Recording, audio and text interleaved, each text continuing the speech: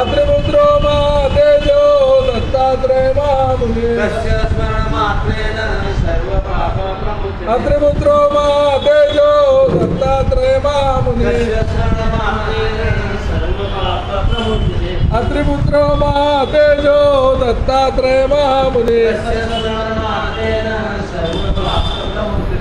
दत्तात्रेय महामुनि तस्य स्मरणमात्रेण सर्वपापप्रमुच्यते महातेजो दत्तात्रेय महामुनि तस्य स्मरणमात्रेण सर्वपापप्रमुच्यते पुत्रो महातेजो तस्य स्मरणमात्रेण अत्रिपुत्रो महातेजो दत्तात्रेय महामुने तस्य स्मरणमात्रेण सर्वपापप्रमुच्यते अत्रिपुत्रो महातेजो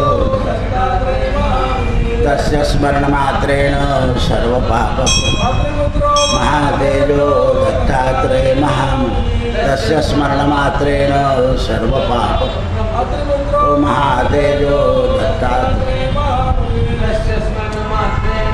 सर्वपापप्रमुच्यते महातेजो दत्तात्रेय महामुनि तस्य स्मरणमात्रेण सर्वपापप्रमुच्यते महातेजो दत्तात्रेय महामुनि तस्य स्मरणमात्रेण सर्वपापप्रमुच्यते पुत्रो महातेजो दत्तात्रेय महामुनि तस्य स्मरणमात्रेण सर्वपापप्रमुच्यते पुत्रो महातेजो दत्तात्रेय महामुनि तस्य स्मरणमात्रेण सर्वपापप्रमुच्यते महातेजो दत्तात्रेय महामुनि तस्य स्मरणमात्रेण सर्वपापप्रमुच्यते पुत्रो महातेजो दत्तात्रेय महामुनि तस्य स्मरणमात्रेण सर्वपापप्रमुच्यते पुत्रो महातेजो दत्तात्रेय महामुनि तस्य स्मरणमात्रेण सर्वपापप्रमुच्यते महातेजो दत्तात्रेय महामुनि तस्य स्मरणमात्रेण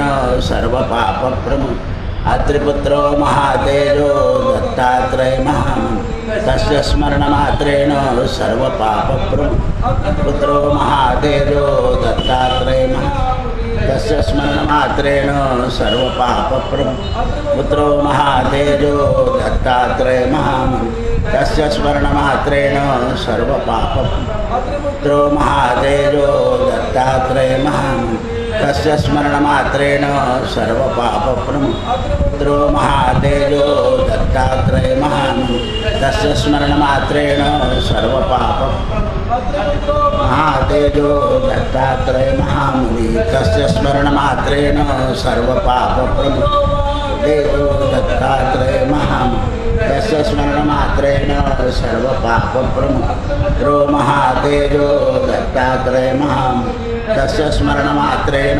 सर्वपापप्रमुच्यते पुत्रो महातेजो दत्तात्रेय महामुनि तस्य स्मरणमात्रेण सर्वपापप्रमुच्यते महातेजो दत्तात्रेय महामुनि तस्य स्मरणमात्रेण सर्वपापप्रमुच्यते महातेजो दत्तात्रेय महामुनि तस्य स्मरणमात्रेण सर्वपापप्रमुच्यते पुत्रो महातेजो दत्तात्रेय महामुनि तस्य स्मरणमात्रेण सर्वपापप्रमुच्यते महातेजो दत्तात्रेय महामुनि तस्य स्मरणमात्रेण सर्वपापप्रमुच्यते महातेजो दत्तात्रेय महामुनि तस्य स्मरणमात्रेण सर्वपापप्रमुच्यते अत्रिपुत्रो महातेजो दत्तात्रेय महामुनि तस्य स्मरणमात्रेण सर्वपापप्रमुच्यते अत्रिपुत्रो महातेजो दत्तात्रेय महामुनि तस्य स्मरणमात्रेण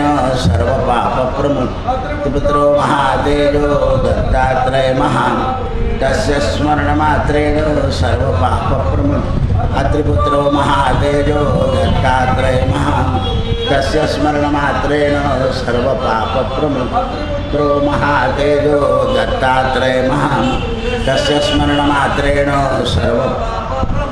अत्रिपुत्रो महातेजो दत्तात्रेय महामुनि तस्य स्मरणमात्रेण सर्वपापप्रमुच्यते महातेजो दत्तात्रेय महामुनि तस्य स्मरणमात्रेण सर्वपापप्रमुच्यते पुत्रो महातेजो दत्तात्रेय महामुनि तस्य स्मरणमात्रेण सर्वपापप्रमुच्यते अत्रिपुत्रो महातेजो दत्तात्रेय महामनि तस्य स्मरणमात्रेण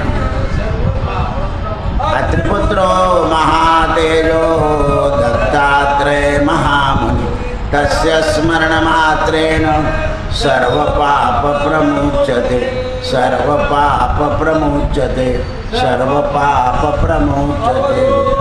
चिंतन श्री गुरुदेव दत्त श्री गुरुदेव दत्त श्री गुरुदेव अनंत कोटि ब्रह्मांड नायक राजाधिराज गाणगापुर निवासी भगवान की श्री राम जय जय राम।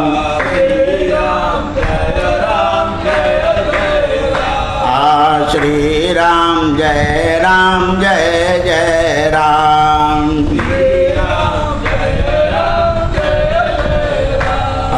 श्री राम जय जय राम। राजाधिराज रामचंद्र भगवान की पवन सुत हनुमान की उमापति महादेव। नमः पार्वती पतये हर हर महादेव। सीताकांत स्मरण जय जय राम जय जय रघुवीर।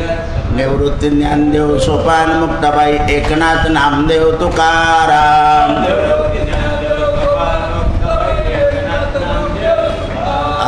निवृत्ती ज्ञानदेव सोपान मुक्ताबाई एकनाथ नामदेव तुकाराम।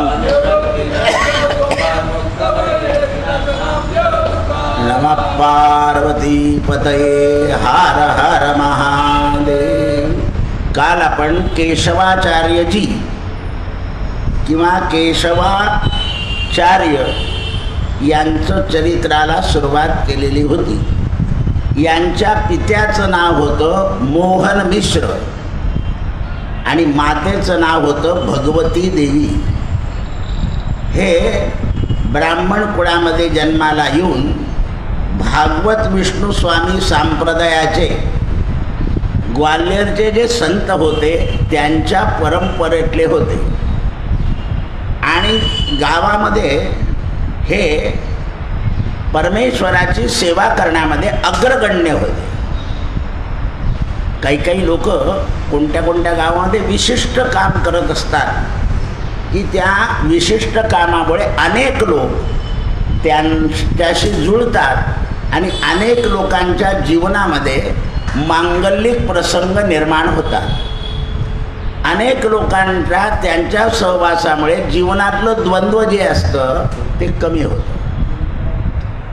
आता द्वंद्व कमी होण्याकरता प्रत्येक जीवांना संसार आणि परमार्थ याची सांगड घालावी लागते आणि आधी आपल्याला जो सांगड घालून देणार आहे त्याला एवढं कळालं पाहिजे हा परमार्थात आसक्त आहे का संसारात अति आसक्त आहे।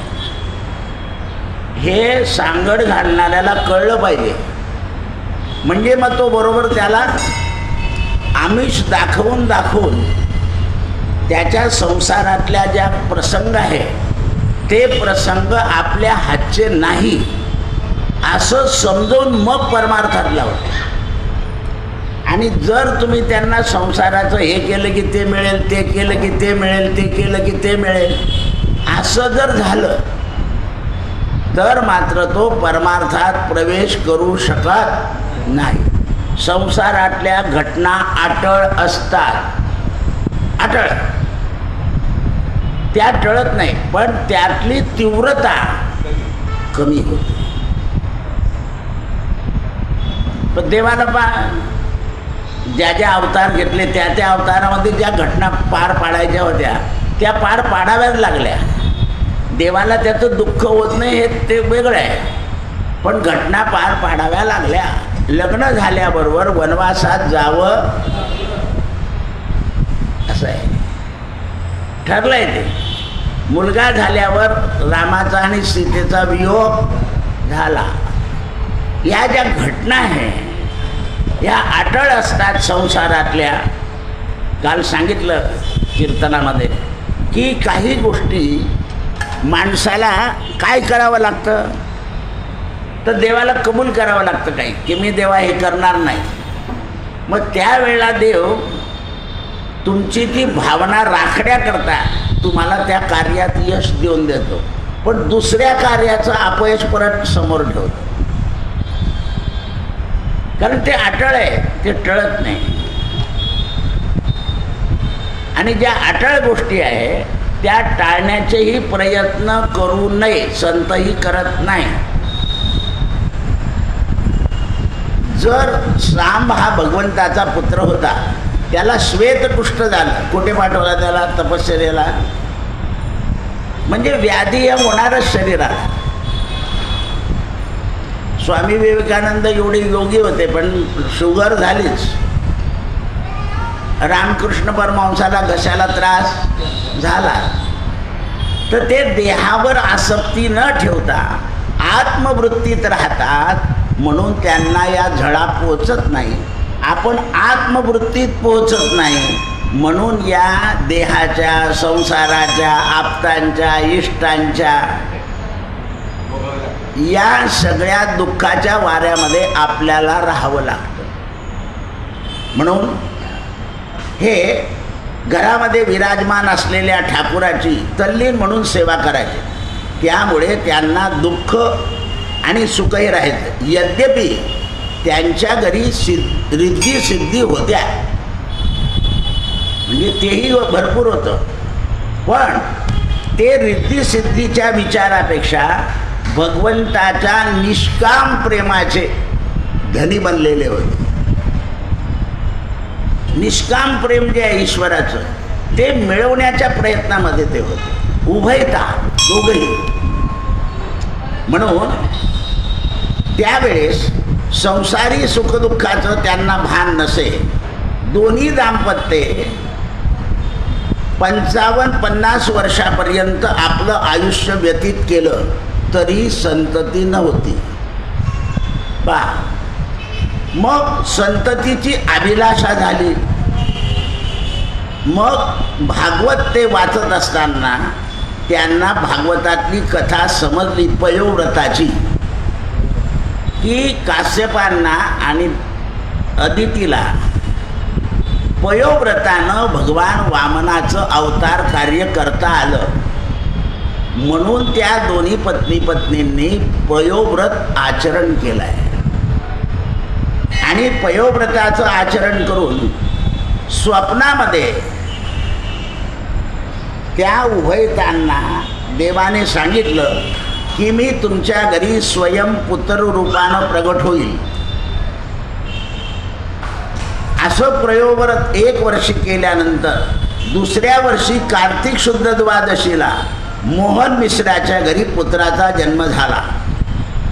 काश्यपानं श्रीमद भागवतामध्ये पयोव्रत केलं त्याप्रमाणे व्रतम केशवम तोषणम, यांनी सुद्धा केशवाकरता व्रत केलं आणि त्याच्याने केशव संतुष्ट झाले, म्हणून आपल्या मुलाचा नाव त्यांनी वासुदेव प्रसादात सर्व गृह्णन्तु वैष्णवा, म्हणून आपल्या मुलाचं नाव केशवच ठेवलं.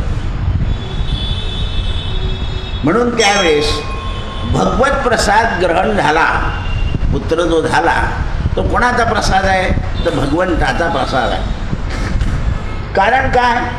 तर इतक्या वर्षापर्यंत पुत्रप्राप्ती नव्हती, पण समाजाला योग्य मार्गाला धरून ठेवण्याचं उभयतांनी कार्य केलेलं होतं. काल सांगितलं मी, परोपकारासारखं पुण्य नाही रात्रीच्या कीर्तनात. म्हणून परपीडा पाप आहे आणि परोपकार हे पुण्य आहे. म्हणून ते उभयता परोपकार करते. आता तुम्ही जन्म देते आईबापावर परोपकार करते, त्यांना वागवत नाही म्हणजे काय? आणि सासऱ्याला वागवतात, हे असं आहे. हा फुल काल सांगितलं ते असं झालंय. त्यामुळे तुम्ही करतात पण तुमच्या जीवनात संतुष्टता राहत नाही. ज्या वेळेला मनुष्य परोपकाराचं काम करतो तेव्हा त्याच्या जीवनामध्ये संतुष्टता येते. काल वृक्षांचंही उदाहरण दिलं. बोलू नका तेव्हा सांगतात. हां, रस्ता धरा. बसलं तर त्याच्या बाहेर जाऊन बसा. म्हणून यथासमयी जन्म झाल्यानंतर या मुलानं 1 वर्षाच्या आतच रांगला आणि देवाजवळचा प्रसाद खाऊन टाकला. लक्ष द्या, 1 वर्षाच्या आतच रांगला आणि प्रसाद खाऊन टाकला देवाचा. आता प्रसाद ग्रहण केल्यामुळे यांचे डोळे उघडले. हा केशव केशवाच्या प्रसादाचा अभिलाषी आहे. म्हणून आपली घरी जेव्हा पूजा होते ना, तो वाटीतला प्रसाद मोठ्या माणसाने घ्यायचा नसतो, माहिती आहे का? लहान मुलाला द्यायचा असतो. मग तुम्हाला तर नातू नाही तर शेजारी द्यायचा, पण स्वतःने खायचा. माझे कोण नातू नाही, भावाच्या अजूनही शेजारचा, तर मग भावाचं दिलंच पाहिजे. असं आहे, आपण खायचं नाही. आणि मुंग्या लागतील तोपर्यंत तिथे पडू द्यायचं नाही, नाही तर काही असे शहाणे असतात, मुंग्या लागतात त्याला. असेही शहाणे म्हणू नये. प्रसाद आहे तो,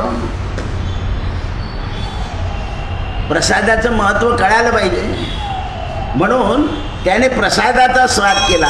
तेव्हा त्यांनी यथासमयी त्याला अन्नप्राशन करवलं. संस्कार आहे. बालकाला ज्या दिवशी आपण अन्न खाऊ घालतो,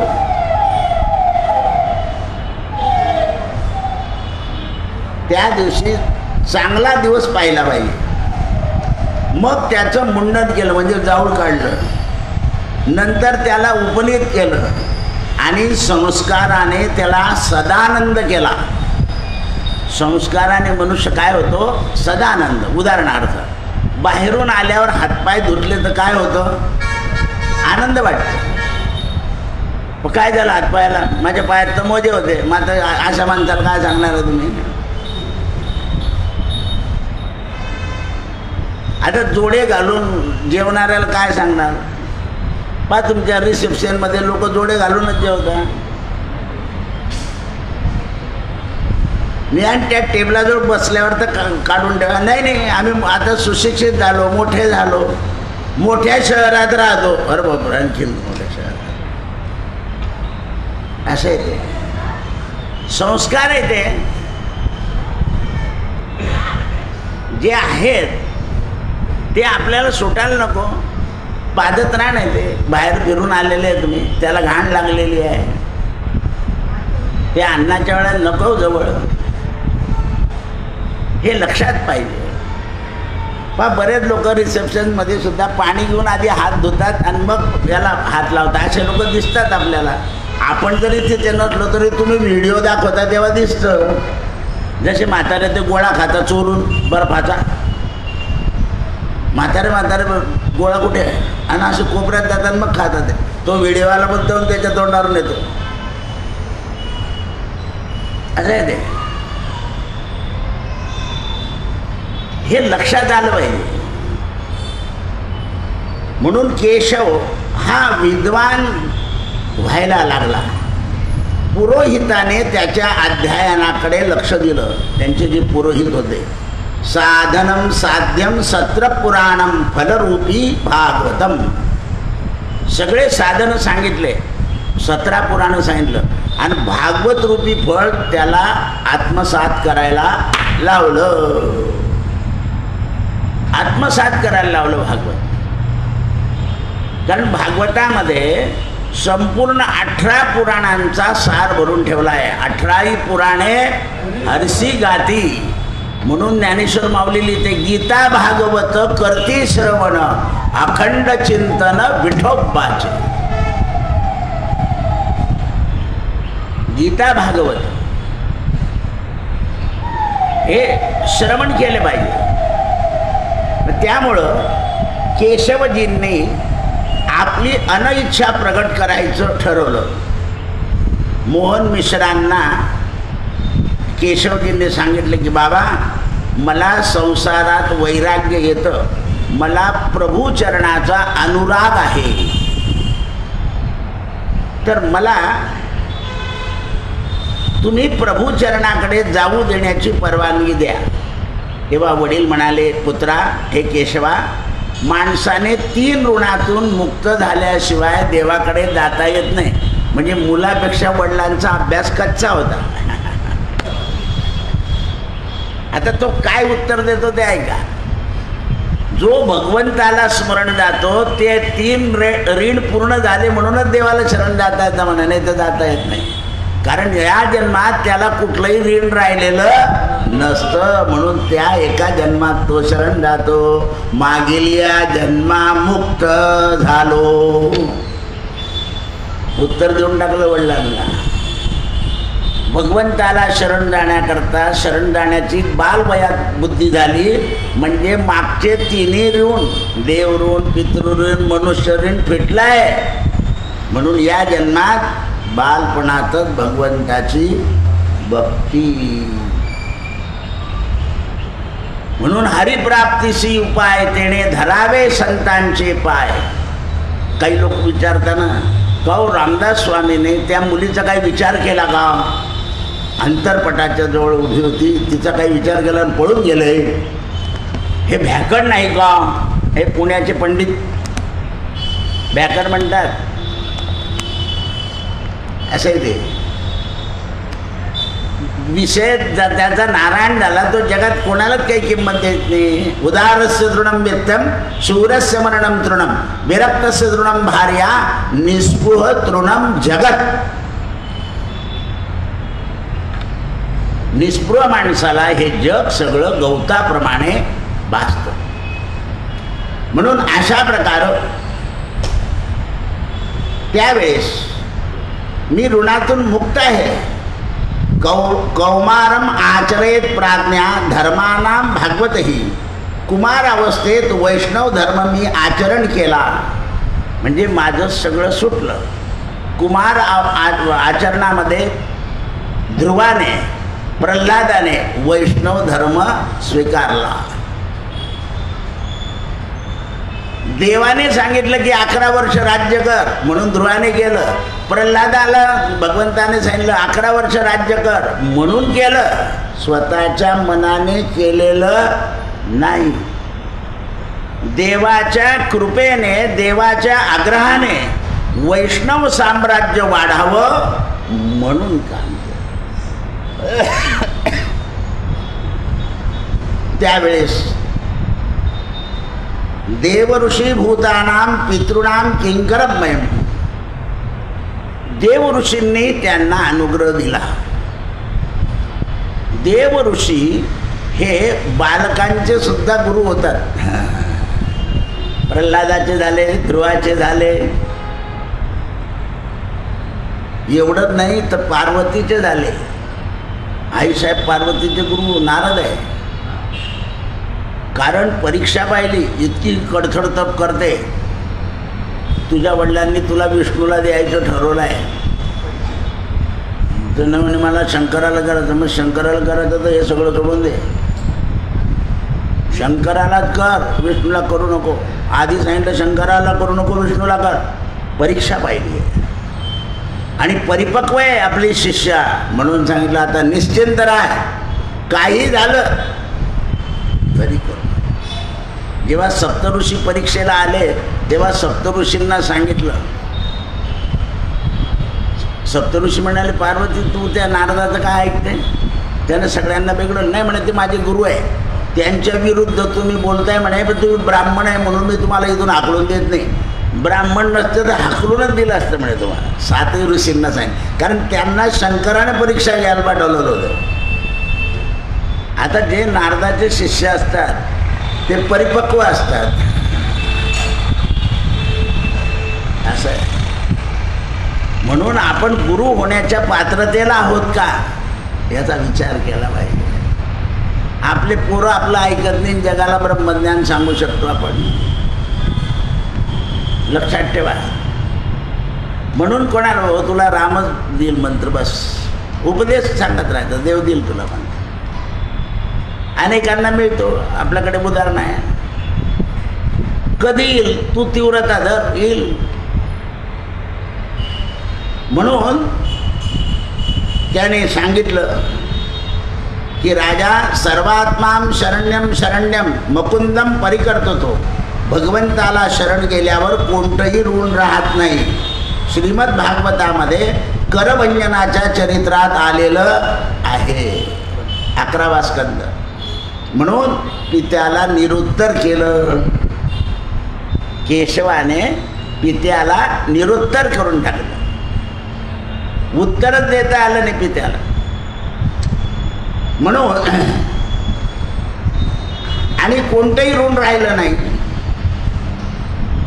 भगवत प्राप्तीचा आशीर्वाद प्रदान केला. माता पितांना नमस्कार करून वृंदावनाकडे निघून पडले. आपण पंढरपूरकडे जरी जाऊ असं आहे, वृंदावनाकडे जाऊन निघाले.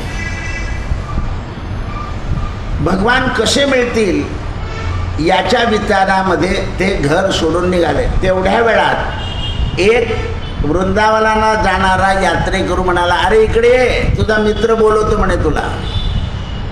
म्हणजे कोण होतं ते? भगवान. बाहेर पडल्याबरोबर एकदा पक्का निश्चय झाला की काम होऊन जातं, पुढच्या सगळ्या गोष्टी अनुकूल होत जातात. आणि त्यांचा विश्वास लगेच बसला. हाक मारल्याबरोबर तिकडे गेले, आपल्याला कोण मित्र बोलवतो म्हणून. पाहिलं तर प्रभूच. प्रभू मिलनानं मनोरथ अगदी उज्जंबळून आलं आणि वृंदावनात पोचण्याचं प्रेम देवाने दर्शनातून देऊन टाकलं. उतावीळ मन की केव्हा वृंदावनात पोहोचेल म्हणून पंढरपूर दिसलं की लोक दुडकी धरतात. लोक म्हणतात काबर पळत आहे, हे माधव वसंत आजूबाजूचे काबर पळून राहिले. पळतात ते टाळ वाजवत वेळ. सगळ्यात मजा असते पखवाजाची. वाजवाचं पळायचं आहे. विणावाल्याचा तार ऐकू येत नाही, पण त्याचं ज्ञान भा तुकाराम थाप ऐकावी लागते. ज्ञान भा तुकाराम, ज्ञानोबा तुकाराम, ज्ञानोबा तुकाराम असं गोड म्हणायला पाहिजे. केवढे ओरडत होते ते रात्री. नाही ना भाऊ, सुधारत नाही. लक्ष नाही देत की आपण मधुर बोललं पाहिजे. बरं, आणखीन त्या माईकच्या तोंडात तोंड घालून टाकतात. हा माईक मिळाल्यानंतर याचा शरीरावर दुष्परिणाम होतो, तिकडे लक्ष पाहिजे. मॅग्नेट आहे त्याच्यामध्ये, ते घशावर परिणाम करतं. म्हणून त्यावेळेस तो पळतो, पण ती वाजवण्याची जी थाप आहे ती पळून देत नाही. गुडघ्याबरोबर धोत्र ओढून घ्यावं लागतं, कारण खाली दिसत नाही पकवाज असल्यामुळे. आणि मग दुडकी धरायची असते. ज्ञानोबा तुकाराम, ज्ञानोबा तुकाराम असं म्हणत पडायचं आहे. सोपं नाही ते. अनेक दिवसाची जेव्हा ती सेवा असते तेव्हा ते सहज कर. बरं, प्रत्येक पालखीतला पखवाज पळवायला पळतो असं काही नाही. ते बळ कोण आणतं? तर परमात्मा. जसं ज्ञानोबाने रेड्याच्या अंगी बळ आणलं आणि त्याला वेद बोलवले, तसे हे बिचारे भोळे भाविक यांच्या अंगी बळ आणून ते पंढरी गाठतातच. असं आहे. म्हणून एक एक क्षण त्यांना युगासारखा वाटू लागला. डोळ्यातून अश्रू येऊ लागले, बेचैन होऊ लागले, शरीर अस्थिपंजर झालं. कारण वृंदावनात गेल्यावर अन्न ग्रहण करायचं नाही, यमुना जलावर राहायचं. अजून कोणीतरी गुरु मिळायचा होता. गुरुविना कोण बताये बाट. या परमार्थामध्ये गुरु मिळाल्याशिवाय रस्ता दिसत नाही. समर्थ तर एका ठिकाणी असं लिहितात, गुरु अंजने विन ते कळणार नाही. गुरु अंजनाशिवाय ते कळत नाही. गुरु अंजन घालतो डोळ्यात. पाय हे सगळे तू म्हणतो ना माझे माझे आहे का कोणी पाय? हरि से कोई नहीं पड़ा, दीवाने कोई गफलत में पड़ा. हे कोणी आजारी असलं ना त्या मुली येतात मुंबई पुण्यावाल्या, काय दादा इतके दिवस बाबा तुमच्या मंदिरात आले, पण बाबांनी मी का मार्च एप्रिल पाहावा, पण ते का बाबाच्या हातात आहे. नाही ना, मग इतक्या दिवस हरिभजन केलं तर का मे महिन्यामध्ये गेले असते तर काय बिघडलं असतं बाबाचं. अशा पोरी असतात आणि तुम्ही ओतू येता त्यांच्याकरता. असं तोंडावर बोलतात ज्योतिषाचं. बरं मी हे सांगितलं नाही तर तुम्हाला माहिती कसं काय पडेल की तुमची पोरगी अशी लवाड आहे म्हणून. तुम्ही जर नाही गेले त्यांच्याकडे तर तुम्हाला फटाफटा बोलता, पण तुम्ही जायची वेळ आली की ते असे उत्तरं देतात. मग बरं उन्हाळ्यात गेलं, काय बाबाने उन्हाळा पाहिला म्हणजे मरायचं केव्हा बाबांनी, दिवाळीत ही आल्यावर. आणि लक्षात ठेवा, काळ मोठा कठीण आहे. आता कोणी सुखदुःखाला आलं किंवा न आलं त्याचा जास्त विचार करायचा, कारण प्रत्येकाच्या जीवनात प्रसंग उभे राहत आहे. मनुष्य काहीच करू शकत नाही काही गोष्टीला.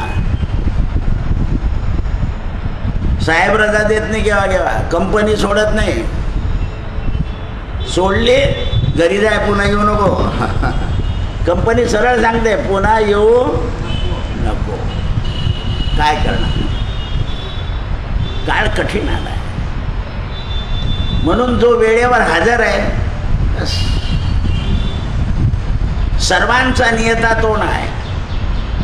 आपण सगळे अज्ञान आहोत. अजाना मी तुझी लेकरे, तू सर्वांचा पिता, गातो नमितो तुझ्या गुणांच्या कथा. फक्त त्याच्या कथा करा की संसाराच्या व्यथा गेल्या समजा. म्हणून त्यावेळेस प्रभूने काय केलं, तिथे एक ज्ञानदेव जीव नावाचे संत होते. त्या संताला सांगितलं की रोज याला देवाचा प्रसाद नेऊन देत जा एवढा खायला. वा कशी सोय केली देवाने, कारण प्रसादेनं दुःख नाश आहे. प्रसाद आदराने घ्यायचा बरं. म्हणजे आता पाहा तुम्ही, प्रसाद वाटायला सुरुवात झाली की आपण तत्पर राहायचं. कोणाकडे पाहायचं, तुम्ही इकडे पाहता, तो प्रसादवाला समोर उभा राहतो तरी प्रसादाकडे पाहत नाही तुम्ही. प्रसादाकडे, कारण तो प्रसाद आज जाणार आहे इतकी आतुरता पाहिजे. आणि रोज अभंगात म्हणता पहा, हे प्रसादाची वाट धुवून या द्यावे का. म्हणून या पोरींना काय सांगितलं, हे भजनी मंडळाच्या समोर ते लाडून किंवा ठेवून देत जा. ते ठेवले कारण प्रसाद आहे ना, मिळालं पाहिजे आणि मिळण्याकरता प्रयत्नही केले पाहिजे.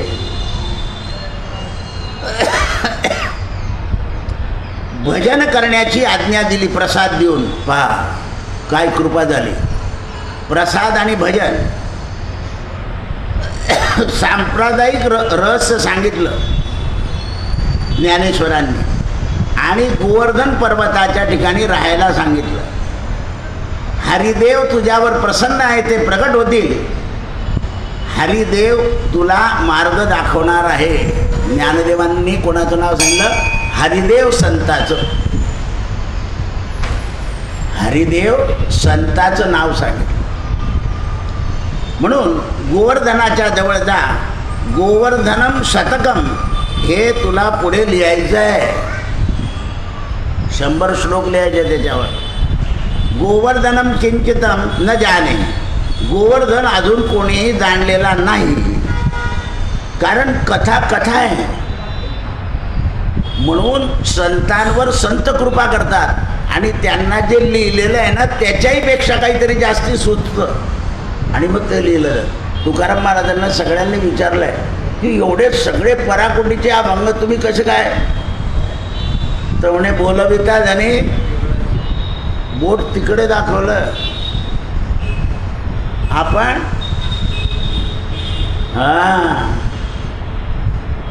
असं बोलविता करविता.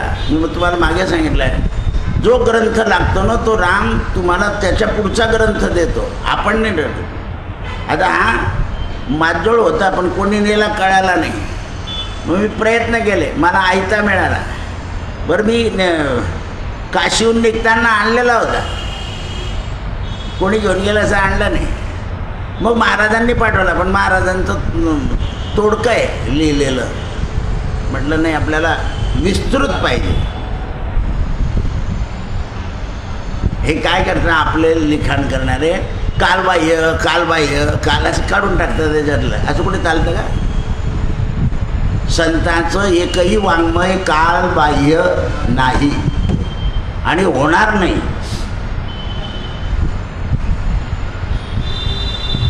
होणारच नाही. पूर्वी कोणी खोटे औषधं देत नव्हते, आता सगळे खोटे औषधं आहे.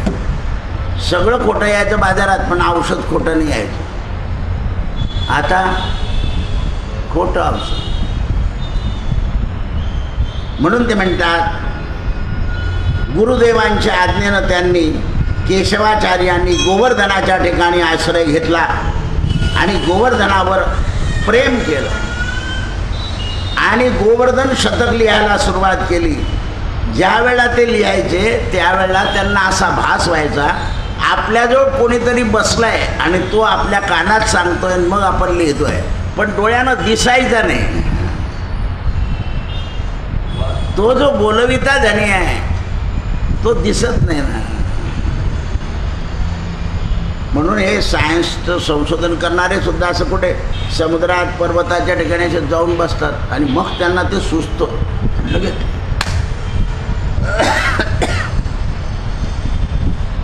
त्यांची तपश्चर्या असते ती.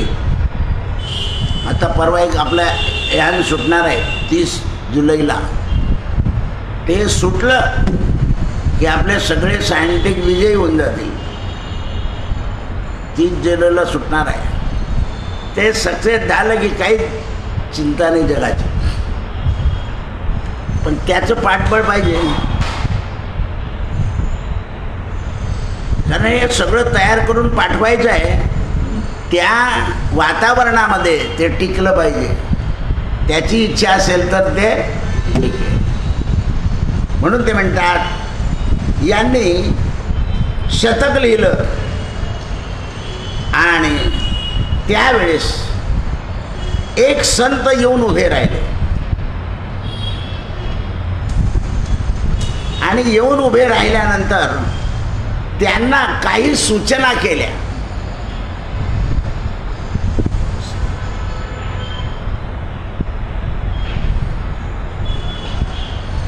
काही सूचना केल्या की या गोवर्धनाला प्रदक्षिणा घालत जा.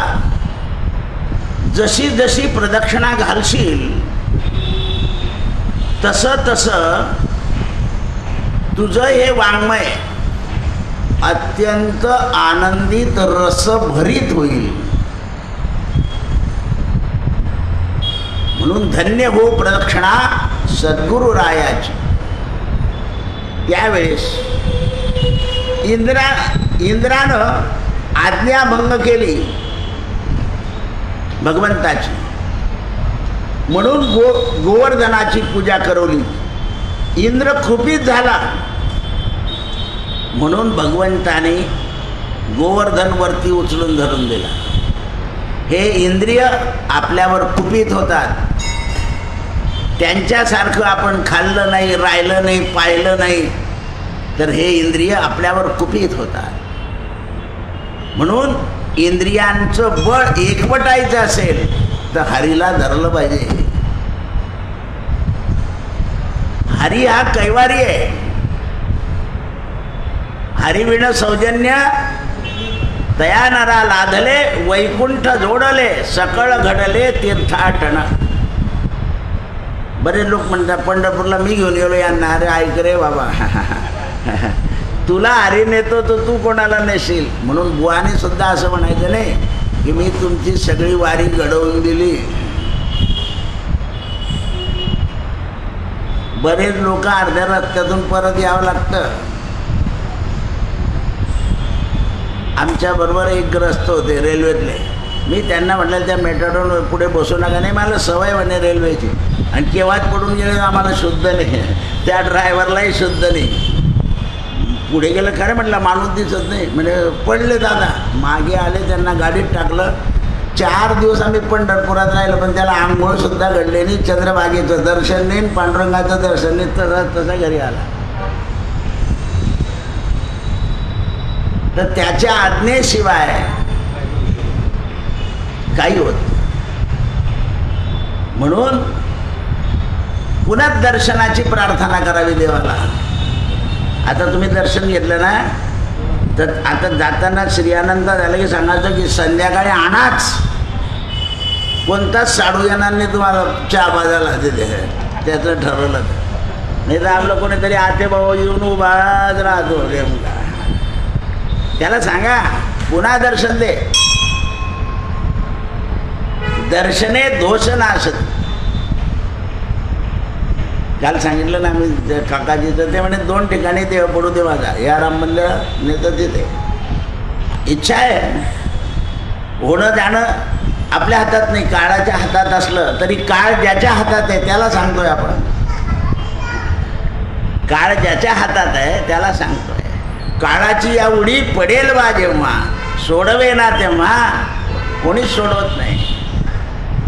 जरी मुलगा डॉक्टर असला तरी तो काही करू शकत नाही काळाच्या उडीला. म्हणून इंद्राला उन्मत्तपणा आला म्हणून गोवर्धन वरती उचलला आहे. हरिदेवाने गुरुनं हे समजावून सांगितलं, अरे दयामय परमात्म्याला शरणागती स्वीकारली की तो इष्टपूर्ती करतो. आपण शरण गेलो की तो आपल्या इच्छित मनोकामना पूर्ण करतो. म्हणून इष्टपूरक आहे. विग्रह प्रकट केला, सेवा केली, माझ्या निमित्तानं माझी जो पूजा करेल. इथे कोणाला सांगितलं मधुमंगल मनसुखा, अरे सगळ्यांना पूजा करायला लाव, तुम्हाला माहिती आहे माझा चमत्कार म्हणे. मग सगळ्यांनी गिरिराजाची पूजा केली आहे. तर भगवान पर्वताच्या मधून वरती दिसले सगळ्यांना, पर्वत खाली ठेवला गेला. सगळे विचार करायला मधुमंगल मनसुखा म्हणे, यशोदा मैया, नंद बाबा वरती बा, आणि गावरा कन्हैया वरती येईल म्हणे. म्हणे कसा, तुम्ही बघा तर खरी. तर भगवान मुरली गान विनोदा, मुरली वाजवत वाजवत पर्वताच्या वरती उभे राहिले. कारण पर्वतच भगवान आहे. म्हणून आपण हे पर्वताचं दर्शन करायचं आहे. ब्रह्मगिरीचा पर्वतच शंकर आहे, हिमालयच शंकर आहे. चीनने किती प्रयत्न केले त्या पर्वतावर जाण्याच्या, बर्फाच्या पर्वतावर, सक्सेस झालंच नाही. त्याला लांबूनच शंकर मानायचं आहे. ते तिथे गेलं तर काय सापडेल तुम्हाला? कारण तुमच्या या अपवित्र देहाला ते पवित्र दिसेलच कसं आहे? ते दृश्य अदृश्याच्या पलीकडचं आहे. ते जे डोळ्यानं दिसत नाही, कानाने ऐकू येत नाही, तोंडाने बोलता येत नाही, फक्त बुद्धीने जाणता येतं. आम्ही जाणो हरीचे पाय, यमन जाणो नेमन जाणो नेणो अन्य उपाय, आम्ही जाणो हरीचे पाय. म्हणून ते सगळे ग्रामीण मुलं त्याच्या सर्व अंगाला स्पर्श करत, एवढंच नाही त्याच्या पाठीवर ये आणि त्यांच्या पाठीवर हा. केव्हा केव्हा देव बसायचे पाठीवर, केव्हा केव्हा देवाची वेळ आली की देवाच्या पाठीवर बसायचे. ब्रह्मादिक वाकुल्या. ते पाहून ब्रह्मदेव म्हणायचं, काय झालं आपण इतक्या दिवस झाले सगळं काम करतो पण आपल्याला जवळ येऊ दे त्याने. हां, चोरी केली ब्रह्मदेवाने. ब्रह्मदेव फजित झाले, इंद्र फजित झाले, वरुण फजित झाला. आणि सगळे सप्तऋषी वृंदावनात येऊन तपश्चर्या करायला लागले, तरी यांना समजत नाही. हे सप्तऋषी बरोबर आपल्या कोपऱ्या कोपऱ्यात बसलेले आहे. गर्गाचार्य मथुरेत होते, मोठ्या प्रयत्नानं वृंदावनात आले. नंद बाबाला सांगितलं काही गडबड करू नको, नाही तर तो करून मालत राहतील. भांडरी वनात देवाने सांगितलं बसा, तेव्हा जाऊन बसले. आता काही कंसाची चिंता, भगवंताने सांगितलंय बसा. म्हणून त्यावेळेस भगवंताची आज्ञा घेऊन केशवाचार्यांनी सगळं एकत्रित केलं. विठवा नावाचं कुंड आहे तिथे, त्या कुंडावर राहायला सांगितलं. आणि तिथे गेल्यावर 2-3 दिवसाने तुला स्वप्न पडेल आणि स्वप्न पडेल तसं कर. म्हणून हे तिथे राहायला गेल्यावर अनेक लोक जवळपास परत राहायचे, असं योग असतो. काही लोकांच्या बरोबर लोक राहतातच. काही लोक म्हणतात त्यांच्याबरोबरच कसे दादा आम्ही का चावतो. अरे त्याचा योग असतो ज्याचा त्याचा. पण तुम्ही एखादा माणूस गावाच्या बाहेर उभा राहिला की 10 लोक त्याच्याजवळ ताबडतोब गोळा होता आणि 10 लोक याला पाहून दुसरा रस्ता करतात. उपाधी आहे बुवा, असं आहे. हे रहस्य आहे जीवनाचं. म्हणून त्यावेळेस रात्री स्वप्न पडलं इथे माझा विग्रह आहे, जमिनीतून काढ. म्हणून यांनी स्वप्न सांगितलं आपल्या सगळ्या आजूबाजूच्या राहण्याला. म्हणजे एका कोराला लागला, दुसरा कोराला लागला. भूमीतून वासुदेवाची मूर्ती बाहेर पडली केशवाचार्यांनी. हा म्हणे माझ्या हद्दीत आहे, तो म्हणे माझ्या हद्दीत मूर्ती माझी. तेव्हा आकाशवाणी झाली, जो मूर्ती उचलून देईल त्याची. सपला निर्णय लावायला गेलं. जे ते हात कशाला उचललेली जाईल ती मूर्ती. मग सगळे म्हणे भाऊ केशव तू हातला. यांनी लगेच उचलली हृदयाशी धरले. मूर्ती त्यांची झाली. देव घेण्याकरता आणि त्याचं 1 बिघा शेताकरता खेडेगावात भांडा. आता परवा माझ्याकडे एक भानगड आली होती. म्हणजे दादा तिथे सगळे देव कोणी पूजा करत नाही, ते घराला कुलूप आहे. मग ज्याच्या नाव तो बी करत नाही म्हणे. म्हटलं तुम्ही त्याला सांगा की आम्ही 1 बिघा काही घेत नाही, देव घेऊन जातो, तो आत्ता देऊन देईल. पण आपण बी कसं काय सोडून द्यायची. देव पाहिजे तर धन सोड.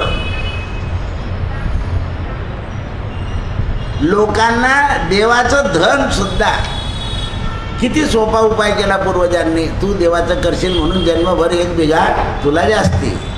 चांगला उपाय आहे. पूजाच करत नाही म्हणे खेड्याचे लोक. आम्हाला कुठे वेळ असतो का असं. म्हटलं ते देव प्रत्येकाच्या देवांच्या मध्ये पाणी टाकून घ्या आणि ती सगळी चांदी दान देऊन टाका, मंदिराला लावून टाका, मुकुट करून टाका त्या देवांचा. मग आता एवढं सांगून झालं आणि उद्या काही झालं तर आणखी बा. म्हणून हे अज्ञान लोक जे असतात ना ते विचारायला आले की कंटाळा येते. त्यांना सांगितलं तरी ते ऐकणार. आता परवा रोटाच्या दिवशी 3 लोक मेले त्यांच्या घरी, तरी त्यांचे भाऊ म्हणतात करा रोट. म्हटलं बा त्यांना करू द्या, तुम्ही करू नका.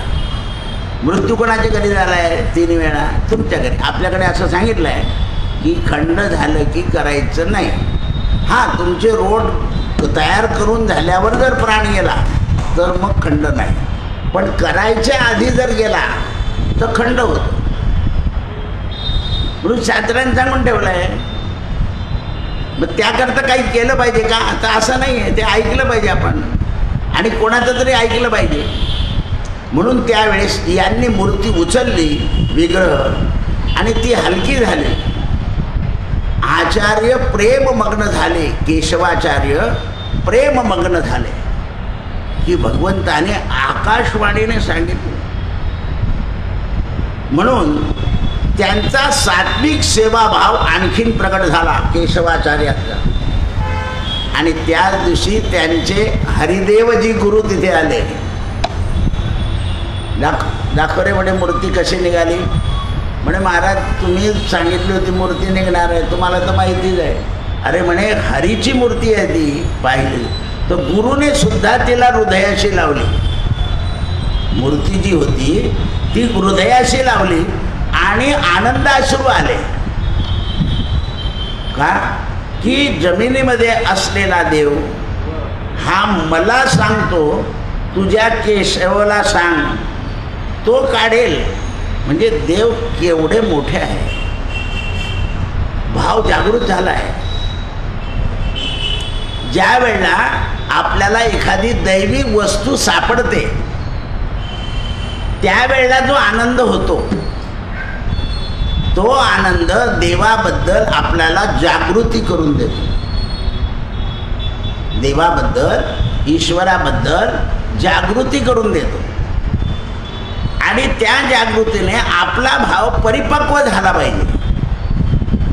तुम्ही देवाचं करा नका करू तो प्रश्न वेगळा आहे, पण तुमचा जो भाव आहे तो ईश्वराच्या ठाई पक्का झाला पाहिजे. भाव बळे आकळे, परमात्मा भावाच्या बळानं कळतो. तस्मात भावोही कारणम. जगामध्ये भाव हाच कारण आहे. म्हणून त्यावेळेस प्रेममग्न आचार्यांनी ती छातीला लावली, केशवानेही लावली. त्यांचा सात्विक भाव जागृत झाला आणि भक्तीचा महिमा वाढवण्याकरता त्यांना ईश्वराने बल दिलं. वाढावया भक्ती. जगामध्ये राष्ट्रसुद्धा भक्ती आहे. राष्ट्रभक्ती सुद्धा राहिली पाहिजे. पहा तुम्ही, आपलेच लोक सापडताय काही त्याच्यामध्ये राष्ट्राच्या विरुद्ध. म्हणजे राष्ट्रभक्ती आहे का? म्हणून लोकांना परमार्थ सांगताना राष्ट्रभक्तीचा सुद्धा उपदेश दिला. एवढे लाखोने गोळा होता तुम्ही देवाच्या नावावर, आणि असं चुकीचं काम कसं करतात? एवढे लाखोने गोळा पुराण ऐकायला, कथा ऐकायला आलेल्या लोकांनी लबाडाच्या बाजूने साक्ष द्यायची का? देताय ना. असं आहे. सत्याच्या बाजूने सहमत होते म्हणून तुम्हाला लालूच दाखवावी लागते. हे घ्या, हे घ्या, हे घ्या. लबाड आहे म्हणूनच लालूच घेत आहे तुम्ही, आणि लालूच्या बाजूने जात आहे. हे न एवढं प्रगत, पूर्वी अशिक्षित लोक होते, पण कोणी कधी म्हटलं की हे अरे मला मत विकायला लावतो का, काही वाटतं का तुला? आता तर गल्लोगल्ली हिशोब करून पैसे.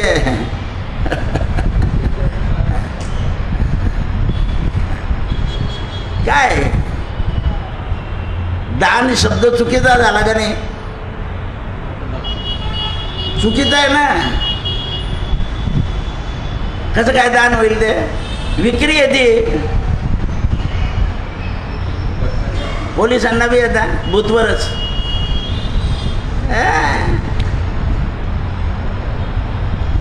बरं, सगळ्या पक्षाकडून येतात. हा फायदा घेत.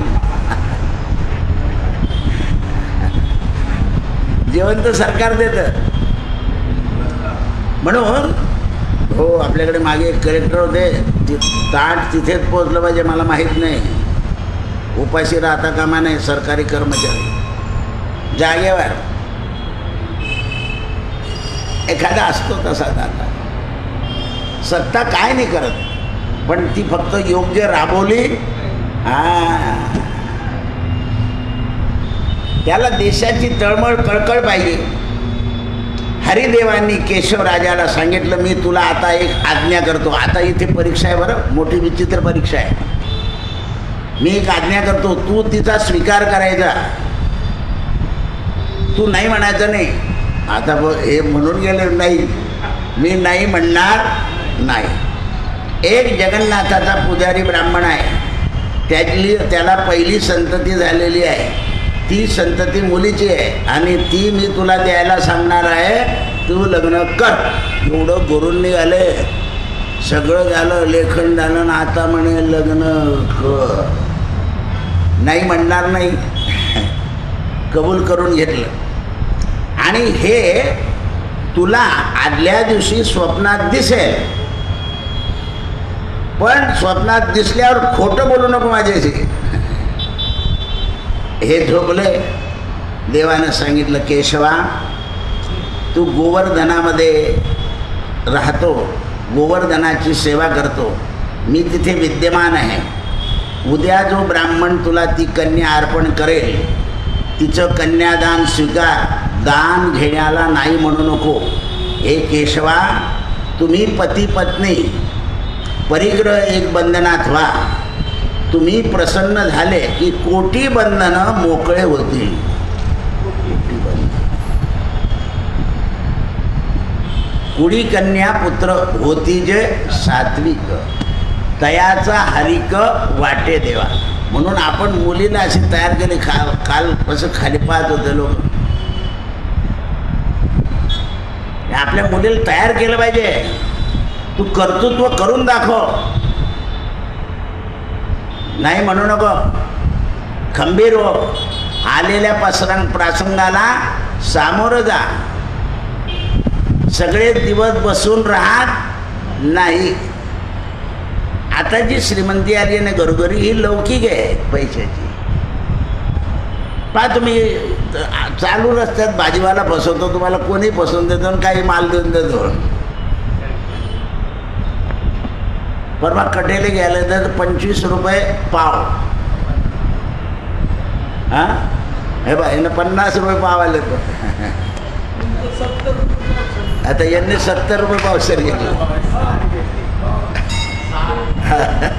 हे बा खेड्यातल्या लोकांनी उल्लू पेपरला ढीग दाखवून दिला. अरण्यामध्ये न पेरता उगवणारी भाजी आहे ती. गाड्याच्या गाड्या भरून. हे बा, हे लक्षात ठेवा. किती फसवता. असं झालंय जगात. ही जी श्रीमंती आहे ना, ही अशी एकामेकाला फसवत ती अशी चालत जाते. किती लोकांना लोक लुबाडतात की तुमचे चौपट करून देऊ. आज चिप्पट होऊन जातो पण चौपट होत नाही. कायदेशीर दाखवता बरं सगळं. आणि लालच का फल हमेशा बुरा आहे नेहमी म्हणत असतात तोंडाने. म्हणून तू लग्न कर म्हणून शुभ मुहूर्तावर कन्या प्रदान केली. आचार्यांनी स्वीकार केला. भगवत भक्त पत्नी मिळाली आणि भगवत भक्त एकत्र आले. अनुभव येऊ लागला. काही समयानं परशुराम आणि बालमुकुंद नावाचे 2 पुत्र झाले. हरिदेवजी त्यांच्याबरोबर खेळत असताना इच्छित वस्तू ते मागत. इच्छित वस्तू जी पाहिजे ती मागत. तेव्हा एका शिष्याने हरिदेवांना सांगितलं, महाराज तुम्ही या सगळ्या संसाराची सेवा माझ्यावर सोपून द्या आणि तुम्ही हरिभक्ती करत राहा. ते म्हणाले नाही, कारण ज्याचा संसार असतो ना त्याने संसार करायचा असतो. म्हणून संसार केल्यावर मी भाजी आणतो आणि कोणी आणत नाही असं ओरडायची गरज. संसार केला म्हणजे भाजी आणली, आपल्या आवडीची पण आणली, बाकीच्यांच्या आवडीची पण आणली, पोरांकरता खाऊ आणला. त्याच्याशिवाय संसार नाही आहे. सगळंच करावं लागेल. काही लोक नुसते कुरुकुरू करता बरं आणि मनापासून तर करायचा असतो. तुम्हाला जमणार नाही, मीच जातो आज बाजारात. हा स्वतः जात. ही नवीन पोरं आहे ना, काहीच विचार काय भाव दिले, 24 रुपये किलो घे, 24 रुपयात घेऊन घे. अरे ते 24 रुपयाच्या लायकीचे आहे का नाही हे विचार करत नाही ते. मग ते बाया म्हणतात तुम्ही नाही घेणार हो, द्या येडे आलेले आम्ही त्यांना देऊ. ते हुशार आहे, ते बसलेले हुशार आहे. म्हणून त्यांनी सांगितलं ही गोवर्धनाची आज्ञा आहे, म्हणून तुम्ही फक्त भजन करा. आणि एक दिवस यांचा संसार उत्तम होऊ लागला आणि त्यावेळेला यांच्या तोंडातून पदं बाहेर पडू लागली आणि अनेक पदांची रचना पुन्हा व्हायला लागली. एक दिवशी राधा माधव वृंदावनातले गोवर्धन पर्वताच्या ठिकाणी प्रगट झाले आणि केशवांनी आणि त्यांच्या पत्नींनी आईसाहेबांना भगवंताला प्रत्यक्ष डोळ्यानं उभं पाहिलं गोवर्धनाच्या वेळी. आणि इतके तल्लीन झाले, म्हणाले अजून काही दिवस तुला भजन करायचं आहे, चिंता करू नको, एवढं सांगितलं. आणि त्या दिवसापासून संसाराच्या गोष्टी गोवर्धनाला सांगितल्या की लगेच माणूस आणून द्यायचा, म्हणजे यांना घरातल्या पोरांची चिंता राहिली नाही. हे दोन्ही भजन काय करतं तर पापाचं भंजन करतं. मी कालही रात्री सांगितलं, मंडळात जाऊन रिकाम्या भानगडीत पडू नका. बिल्ले त्याच कलरची पॅन्ट, त्याच कलरचा शर्ट, त्याच कलरची साडी, आसन, ते ध्यानाला गोंडे, काय दांगड आहे. अरे आणि मग ट्रिप काढायची भजनी मंडळ, पैसे गोळा करायचे आणि मग एक दिवशी त्याचीच किट पार्टी करायची वृत्तीची. बा भजनाचा परिणाम पहा, भजनाचा परिणाम. भजन केल्यावर आपली वृत्ती कोणाकडूनही मदत घेणारी राहायला नको. भजन करणारे म्हणतो मला सर्टिफिकेट दे, मला पेन्शन पाहिजे. आता सरकारची पेन्शन आहे आणि आमच्या भजनाची पेन्शन पाहिजे आणखी. म्हणून अज्ञानाने चुकीचे कामं होतात, ज्ञानाने कधीच होत नाही. आणि जशी जशी खरी भक्ती कराल तशी तशी तुमची बुद्धी शुद्ध होते. शेवटी या दोन्ही पत्नींनी राधाकुंड, नारदकुंड, उद्धवकुंड, गोविंद कुंड या प्रत्येक ठिकाणी दिवसभर जायचं, भजन करायचं, स्नान करायचं आणि शांत बसायचं. शेवटी मुलं मोठी झाली. मुलंही भगवंताची भजन करता करता केशव आणि केशवांच्या पत्नीनं एक दिवशी राधा राधा शब्द रटला आणि राधा राधा शब्दाचा आधार झाला आणि दोघांनी गोवर्धना पर्वताच्या ठिकाणी आपलं शरीर त्यागून दिलं. कृष्णार्पणमस्तु. सत्यगुरु राये कृपा मज केली, सापडविले वाटे दाता गंगा.